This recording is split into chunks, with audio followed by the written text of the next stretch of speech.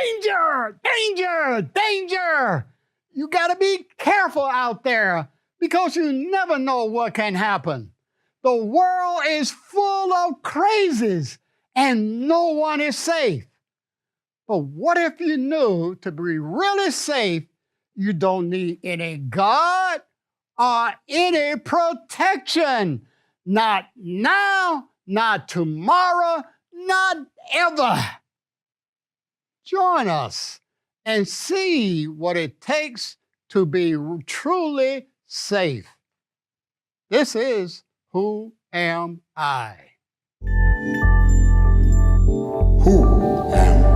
Who am I? Who?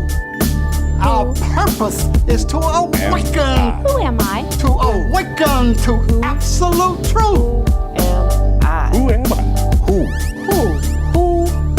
Our purpose is to awaken to absolute truth. Absolute. Absolute. Absolute truth. Our purpose is to awaken. Are they one and the same? Absolute and truth. That's our purpose. Who am I? Danger! Danger! Okay, did I scare you enough? No? Well, okay. But see, this is what we want to look at. We want to look at this whole thing called, how do I protect myself and can you even protect yourself? Okay? Now, once you identify, as a body, all right, that's something this thing, all right, you're going to say that I got to protect this thing. There's this self-preservation instinct that old Charles Darwin talked about, okay, that even a cockroach identifies as a cockroach and it will try to protect itself, okay? And we as humans, once we identify with this body form, we have to have something called I'm in danger. I'm in danger for either something from outside. You turn on the TV, you hear about, school shootings or whatever. Somebody's attacking somebody. That was this little girl, I think she was around 12 or 13. Somebody kidnapped her, I think in Wisconsin or somewhere. Yeah, and it's like, there's always something called watch out, okay? And we have to protect ourselves. All of us build walls. That's a word in the news now, okay? We all have a wall around us that we say, this is my space. For instance, if I go right here, we say that's too close. We have an invisible wall around us. And we all have a wall and a fortress, so to speak, okay? And we say, I will, nobody can get within this space unless I allow them, okay? And so we feel like, I got to protect myself. There's a world that's outside of me, and there's a world that's inside of me. Gloria. And to me, that makes perfect sense if you look at the human identity, that one of the traits that we've talked about related to that human identity is lack and fear. Okay. So from that lack and fear, of course, you're going to walk around being afraid and being suspicious of everything. Okay, great. Do you want to stand up? Yes. The human experience is all based on fear, isn't it? Because everything is a false identity, false evidence appearing real, everything. Uh-huh. So, it's no way around it. So are you saying, Greg, that anything which is below this line, which is human, is nothing but fear? You mean I'm always afraid? Can I ever be safe? Can I know where there is safety? Or if I'm afraid, I got to have something called, oh my God, what is fear? Is fear about, when we talk about lack, Gloria said, is fear about this? That I can lose something. The thing which I'm most afraid, of course, is losing is what I call my life, Joan. That's what I was going to say, your life. And then also, we have attachments. Okay. And to things. Uh-huh. So we have a fear of losing those things. Uh-huh. Car, you hear a lot about carjackings. People breaking into your house, taking your whatever, your gold, your silver, if you have it. And so these are the kinds of things that people are concerned about, because these are the important things, their lives and their things. Yeah, so I'm attached to things, and they can be, material things, like you said, like a car, a house or whatever, or they can be incorporeal. I can be attached to beliefs. All right. The Pope is attached to the belief that he's Catholic. All right. And that Jesus died for his sins. Okay. So for him to lose his belief that he's attached to, he will have to defend it because he's afraid that he will lose it. Well, it seems like everything that we've mentioned there is based upon change. Okay. And if we go above the line looking at God's identity, one of the descriptors would be changeless. Okay.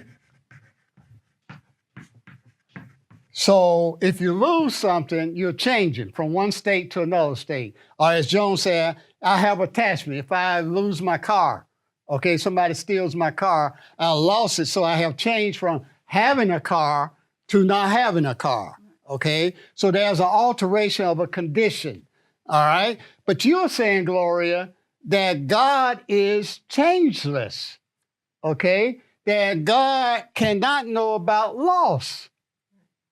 Well, John 3:16, for God so loved the world that he gave his only begotten son. We all familiar with that scripture. And you'll see people holding up that John 3:16, at football games or whatever, okay? Now you think about it, think about it. I mean, I'm not here to attack the religion. We're trying to look and see how this mechanism called, fear works. And we are connecting fear with loss. Now, if God so loved the world that he gave his only begotten son, okay? That means he had it, and then what? He gave it away. But that's a description of a God that's made up by man, a story. We have not identified God's identity as the God of the Bible. Mm-hmm. Yeah, well, I think you mentioned on the show one time, Gloria, that you were in a Lyft or Uber car or whatever, and the driver got to talking about religion or something like that, God, and you asked him a question, I think. What was the question you asked him? I asked him, what is God to you? And this who is God to you? Yeah. And so we were all taught, like John 3:16, that this God, okay, could give.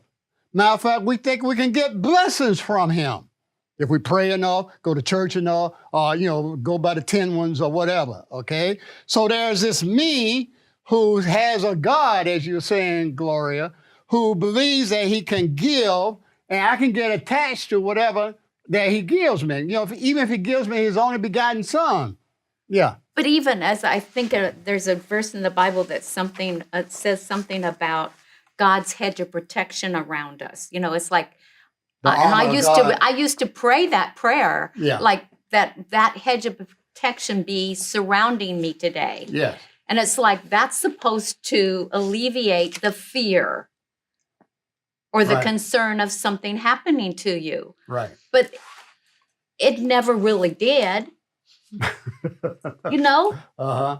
It's like, because if I have to pray to something out there to alleviate the fear that I'm feeling here, then I'm saying that there is such a thing as fear, and that there really isn't such a thing as a God that's going to put a hedge of protection around me. Yes.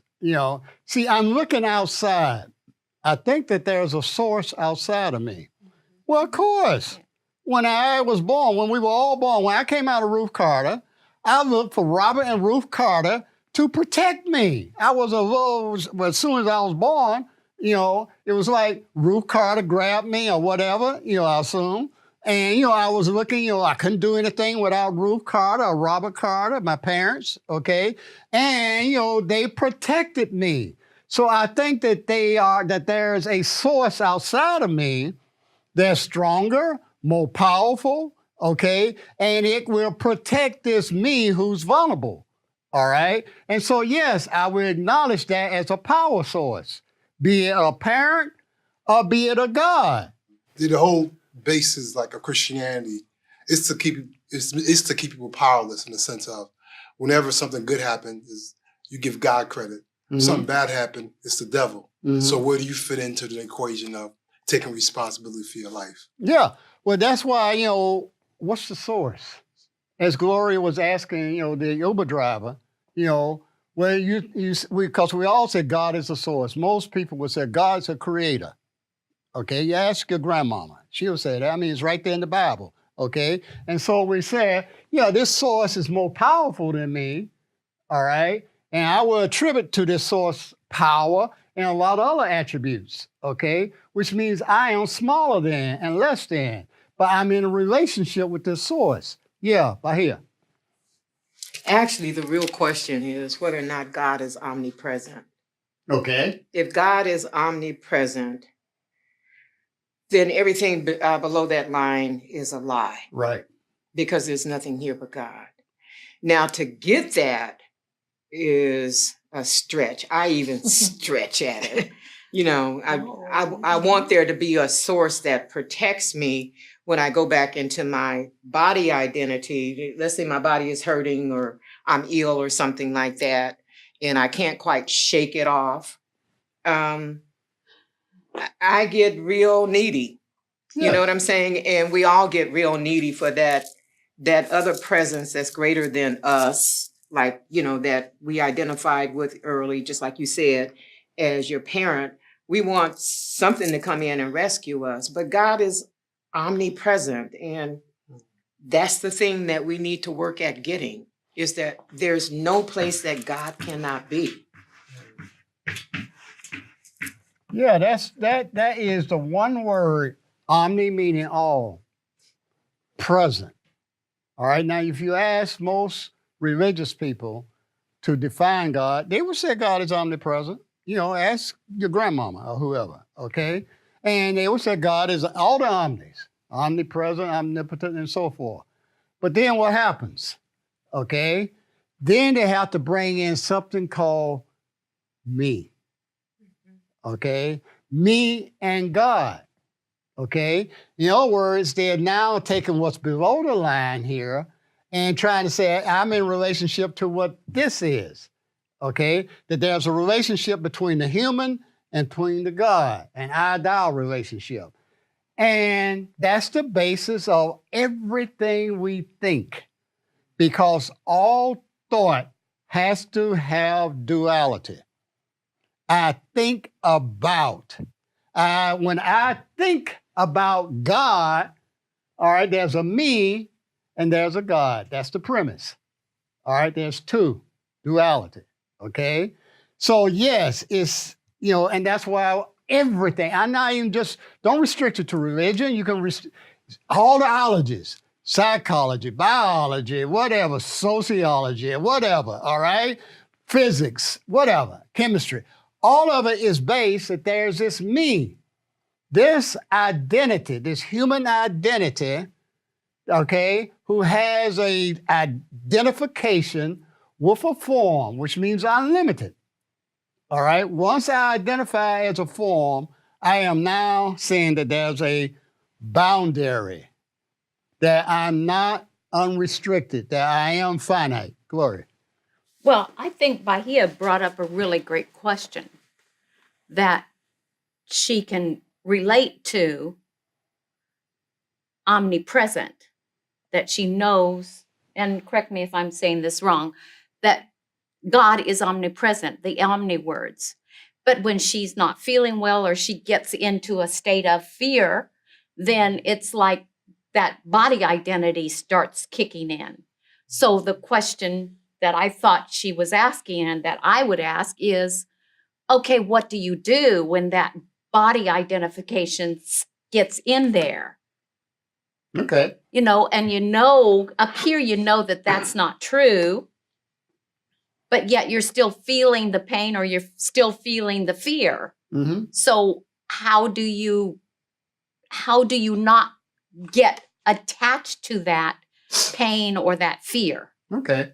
Lydia, throw your hand up. Well, while Gloria was talking, all I could think of was, since I know that I am that omnipresent one, we can see the fear as if it were an object.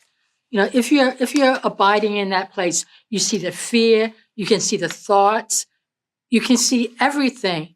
And if you will just allow yourself to be still, you see that there's not a you, there's not a Lydia being still. It's just the stillness and the knowing of those things that are popping up.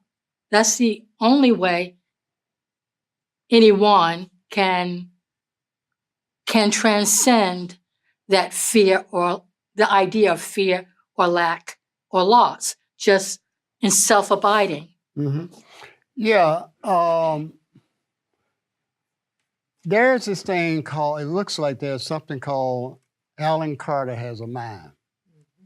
Okay? And once Alan Carter has a mind, Alan Carter can think. Okay? And like I said, all thoughts are dualistic. All right?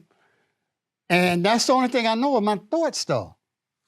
Okay? Even when you meditate, people who can meditate, all right? And they, there are Buddhist monks who can just meditate. Their whole life is around meditation, okay? Trying to slow down the mind, the thoughts that go fast, you know how your thoughts go. I mean, 2 o'clock in the morning, you want to sleep, and you think about, I got to pay my rent. Oh my God, oh my God, oh my God. Okay, all that stuff, all right? Well, all right, so Gloria is asking when the intellect, which is just your thoughts, is saying, oh my God, like for instance, I have a slight toothache now, okay? And I'm going, when I was trying to eat lunch, it went, you can't eat those wings. And boy, I'm a wingologist, all right? So anyway, it's like, okay, now here I am in pain. We all know what a toothache is like. Nobody likes toothaches, okay? And we go, well, how can God have a toothache? Or God got teeth? Okay? Of course not. All right? This is Alan Carter's experience. Well, I can look at it and say, all right, if I'm riding in the desert, okay, and I see an oasis, palm trees, water, and all that good stuff, do I stop and try to get some water? No, it's a mirage. But my senses are telling me that there's a palm tree and water and green grass and everything, okay? Well, your sense is gonna lie to you. I don't care if it's visual or tactile, like a toothache or whatever, okay? It is knowing the truth, and that's why you got to start off with truth, even though, you're thinking as a human. You know your thoughts are not real. All right? When I see a mirage, I correct for that's not real. Now, sometimes it may work. Sometimes, like a toothache, I'm going to the dentist tomorrow, y'all. I ain't stupid, okay? I want some chicken wings, all right? So the thing is, I do what's appropriate, okay? If you got a toothache, more than likely you should go to a dentist, all right? Or if you think you got cancer, go to an oncologist or whatever, okay? And somewhere, keep in your mind, keep bringing yourself back to, is this absolute truth? Can omnipresence experience this? Yeah, Gloria. So when Lydia said that it's about being still, like be still and know. So it's like be still and know. What does the know mean? Is know distinct from be still and think? Yes. So be still and know is referencing the omniscience. Yes. That's omniscient is all there is. Yes. And you can't even,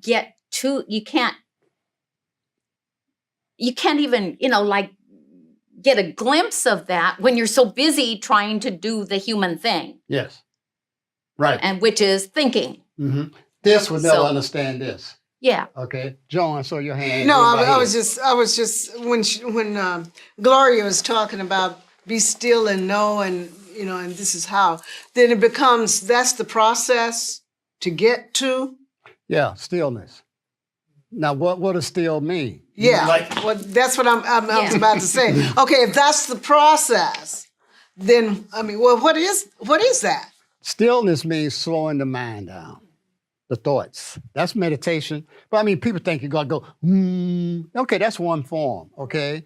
Or people, try to slow the mind down. You can get you some heroin, cocaine, marijuana, Jack Daniels or whatever, okay? You're trying to slow the mind down. But it's also noticing. That's a stillness. It's Yes. just noticing without a judgment or an opinion about it. It's just noticing the pain that you're feeling in your tooth, or noticing that you're getting congested in your chest and that the fear, and not making it mean anything. But it's an intentional process in which you engage towards what? What's the outcome? What's the expected outcome? Peace. To just be with whatever's going on, knowing that that is not who you are. That whatever's So going does that out do there, anything for his toothache before he gets to Dr. Whomever? it may. It can. It may. Yeah, it may or may not. But see, my objective is not to get.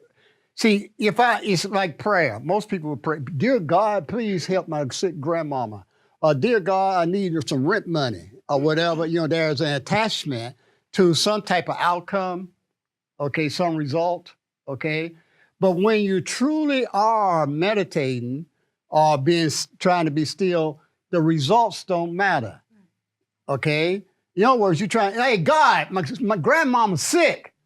Or, hey, God, my rent is due, okay? God go, I don't care. I don't know nothing about it. I don't know nothing about paying rent. I don't know nothing about a sick grandmama. How can God know about sickness? Okay, that which is, lacking, not complete. So, yeah, I mean, when you are being still, John, and this is, the mind can't do that because the mind told you it's dualistic. So it has to have a subject object. So it will say, I want some rent money, okay? Because, my rent is due. I got a toothache and I want my pain to be gone, okay? I mean, as humans, we can understand that. God can't understand that. Yeah, I was kind of like thinking along your line and Gloria's line and Lydia's line. We're all And- one, huh? We're all of one mind. Yeah. And the opportunity that presents itself when things come up that we believe in based upon being a body and how to handle that. And Lord knows I need to get better at this. But there is a certain amount of stillness that you can reach, but that's only after you see the lie. Yes. And the lie is that you're not your body, that there's nothing to be afraid of. And then the next step that I found to be useful is that of letting go. Just let go. Just let go. Don't, let go of your belief and your faith in that lie. And then you kind of shift into the stillness. That's the truth. And that all is okay. That there can be no lack. There can be no death. That there's just omnipresent. And just hang out there for a little bit and see what happens. Yeah. And I mean, that's good. And, the Christians, the religious people say, and the devil's always busy. Okay. I mean, you heard your grandmama say that or something like that. Okay. In other words, your mind is going to come back in there and hook you. Okay. You're feeling all peaceful and very spiritual, and you go to the mailbox and there's a letter from the IRS. See how peaceful you are there. IRS, and they say I owe $20 gazillion. You go, this stillness stuff. I need money to pay the IRS or whatever, okay? And we're back into that reactive mind. It's always reacting to something out there that it has judged, either as positive or negative. If I win the lottery, I say, oh, that's wonderful. I'm reacting. Oh, yeah, I got $20 gazillion, okay? I go to my mailbox and I get a letter from the IRS and I go, oh my God, Uncle Sam says I owe them $20 bazillion.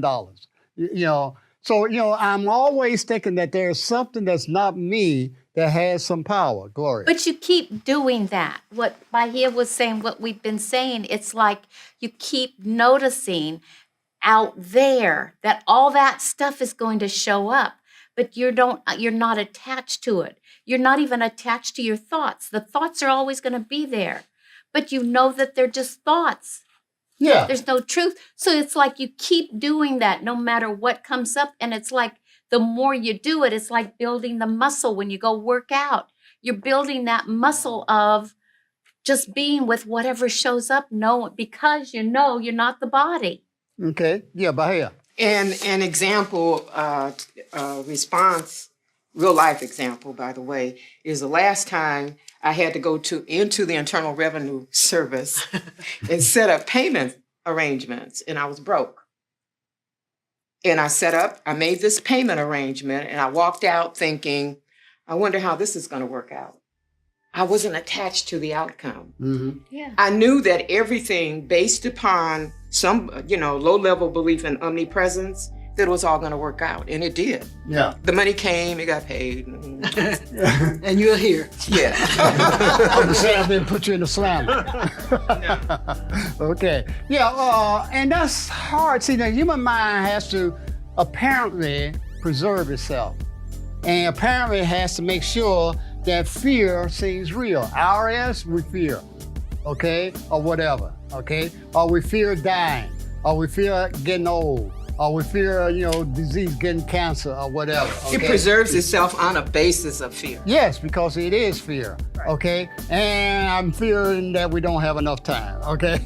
So we'll, put a comma in here and see more about this thing called fear and safe. Can I ever really be safe as a human? And this human that thinks, is that really who I am? Thank you. Living Truth 365 is proud to support Dr. Alan Carter and the Who Am I television show. Please visit our website at livingtruth365.org to find out more about our services, classes, and community support. We invite you to visit with us and share our journey in truth. People often ask me, what do I mean when I say, if God is all, humans cannot exist? If God is the infinite, there was never a creation. If God is, then you aren't. You see, if God is all, nothing can be added and nothing can be taken away. So let me ask you, are you ready to let God be all? Join Dr. Alan Carter Saturday, March 30th. Register at drallencarter.com.